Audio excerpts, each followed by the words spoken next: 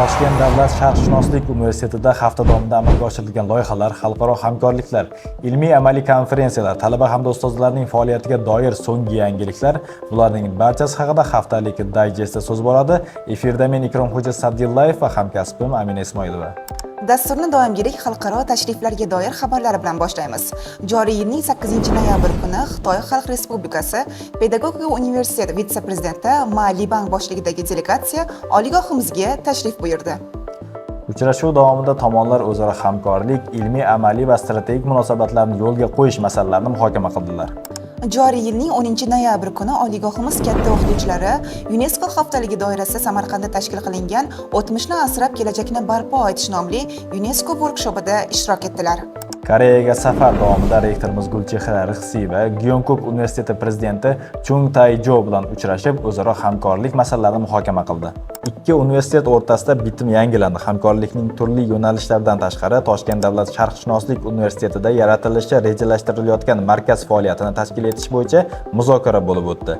Yaqin muddatda shartnomaga ko'ra, Gyeongbokdo provinsiyasi va Gyeongkook universiteti granti asosida universitetimizda koreys tili bo'yicha yangi markaz o'z faoliyatini boshlashi ko'zda tutilgan. Joriy yilning 13-noyabr kuni oliygohimizga Turkiy davlatlar tashkiloti bosh kotibi Kubanichbek Omuraliyev tashrif buyurdi. Ma'ruza davomida Kubanichbek Omuraliyev yoshlarning ta'lim, ilm-fan va madaniyat sohalaridagi faol ishtirokini kuchaytirish, shuningdek, Turkiy davlatlar o'rtasidagi birdamlikni mustahkamlash masalalari haqida so'z yuritdi. 11-noyabr kuni universitetimizda O'zbekiston kasaba uyushmasi xodimlari kuni munosabati bilan sport sog'liq garovi mavzusida tadbir bo'lib o'tdi. Ushbu tanlovda oliygohimiz o'qituvchilari ham faol ishtirok etib, faxrli o'rinlarni qo'lga kiritishdi. Dasturimizni xalqaro grantlar rukni bilan davom ettiramiz. Endilikda El-Yurt umidi jamg'armasi 2025-yil 2-ochiq stipendiyasi uchun tanlov e'lon qildi. Hujjatlar joriy yilning 26-oktyabr sanasiga qadar qabul qilinadi. Shuningdek, oliygohimizda Karyera rivoji nomli akademiya ham o'z faoliyatini boshladi. Unda sizga xalqaro grantlar haqida ma'lumotlar berib boriladi. Akademiyada ishtirok etishni istasangiz, har oyning 2 hamda 4 chorshanba kunlari asosiy binoning 5-auditoriyasiga borishingiz mumkin. Endilikda universitetimizda tashkil etilgan IQ Lab to'garagining faoliyati kengaytirildi. Endilikda bu to'garakda talabalar qo'lyozmalarni o'qish, ularni tahlil qilish va matnshunoslik asoslari kabi bilimlarni o'zlashtirishlari mumkin. Agarda sizda ushbu to'garakka qatnashish istagi paydo bo'lgan bo'lsa, kafedra mudiriga murojaat qilishingiz mumkin.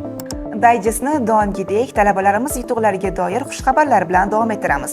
Arabshunoslik oliy maktabi 3-bosqich talabasi Shahobiddin Yo'ldoshev respublika miqyosida tashkil qilingan xorijiy tillar tanlovida faxrli 1-o'rinni qo'lga kiritdi. Xuddi shu tanlovda Yaponshunoslik oliy maktabi 4-bosqich talabasi Adilova Nasibaxon ham yapon tilidan qatnashib, 1-o'rinni qo'lga kiritdi. Talabalarimizni hamda o'qituvchilarni ushbu yuksak natijalar bilan muborakbod etib qolamiz. Shu bilan haftalik dayjestning navbatdagi soni ham o'z nihoyasiga yetdi. Xayr, salomat bo'ling.